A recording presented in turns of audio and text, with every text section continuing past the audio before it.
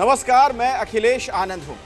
बिहार चुनाव से जुड़ी एक बड़ी खबर मैं आपको देने जा रहा हूं। योगी आदित्यनाथ की भी एंट्री हो गई है बिहार के चुनाव में। जी हां, उत्तर प्रदेश के मुख्यमंत्री योगी आदित्यनाथ, जिनकी आजकल जबरदस्त डिमांड चल रही है उन तमाम राज्यों में जहां चुनाव होते हैं, और उसकी वजह क्या है वो मैं आपको आगे बताऊंगा। लेकिन पहले मैं बता दूं, जो जानकारी हमें मिल रही है योगी आदित्यनाथ को लेकर, खुद उन्होंने बाकायदा सोशल मीडिया प्लेटफॉर्म पर लिखा भी है। क्या लिखा उन्होंने, मैं आपके सामने पढ़ के पहले बता देता हूं।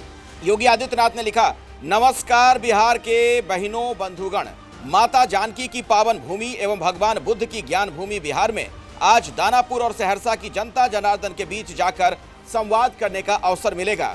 यही लोकतंत्र की सबसे बड़ी शक्ति है। बिहार की विकास यात्रा को और अधिक गति, गरिमा और गौरव देने के लिए डबल इंजन की सरकार सतत आगे बढ़ती रहेगी।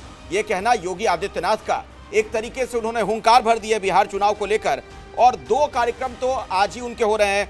आपको बता दें कि दरअसल आज कई जगहों पर नॉमिनेशन फाइल करने वाले हैं बीजेपी के उम्मीदवार। उनमें से एक है रामकृपाल यादव, उनके समर्थन में योगी सभा कर रहे हैं। इसके अलावा और एक जानकारी मिल रही है सहरसा से। सहरसा विधानसभा के प्रत्याशी डॉक्टर आलोक रंजन के नामांकन के वक्त भी योगी आदित्यनाथ वहां पर मौजूद रहेंगे। अब आपके दिमाग में एक सवाल होगा कि योगी आदित्यनाथ का भला बिहार में क्या काम, बिहार में वो क्या करेंगे उत्तर प्रदेश के मुख्यमंत्री।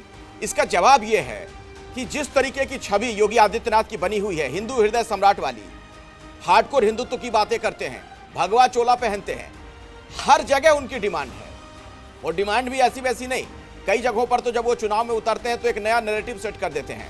आपको याद होगा हरियाणा में जो उन्होंने नारा दिया था, पहुंचकर वहां पर कहा था जब उन्होंने, बंटोगे तो कटोगे, ये नारा कितना हिट हुआ था। और कहा तो ये भी जाता है कि हरियाणा में ये टर्निंग पॉइंट बन गया था, वहां के बाद से चुनाव बिल्कुल बदल गया था। बीजेपी के समर्थन में बहुत सारी चीजें चली गई थी।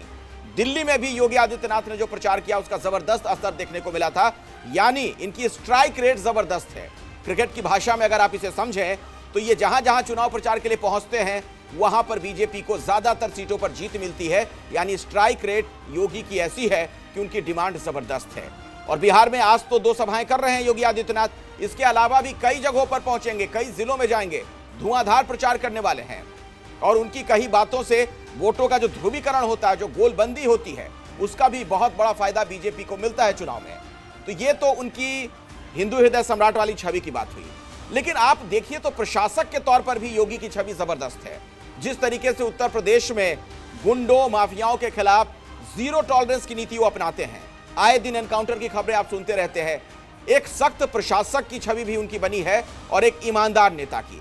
तो ये सारी जो चीजें हैं ये जनता को बहुत लुभाती हैं। जब वो पब्लिक के बीच पहुंचते हैं, जब वो गरजते हैं मंच से, जब वो हिंदुत्व की बात करते हैं, जब अपराधियों के खिलाफ कार्रवाई की बातें करते हैं, भगवा चोले में विकास की बातें करते हैं, धर्म स्थलियों की बात करते हैं, देवी देवताओं की खुलकर पूजा करते हुए भी नजर आते हैं, उनके समर्थन में अपने बयान भी देते हैं, तो जनता ऐसे नेता को आजकल बहुत पसंद करती है। ज्यादातर जनता जो बहुसंख्यक आबादी है, और इसी का फायदा बीजेपी उठाना चाहती है चुनाव में योगी आदित्यनाथ को उतारकर।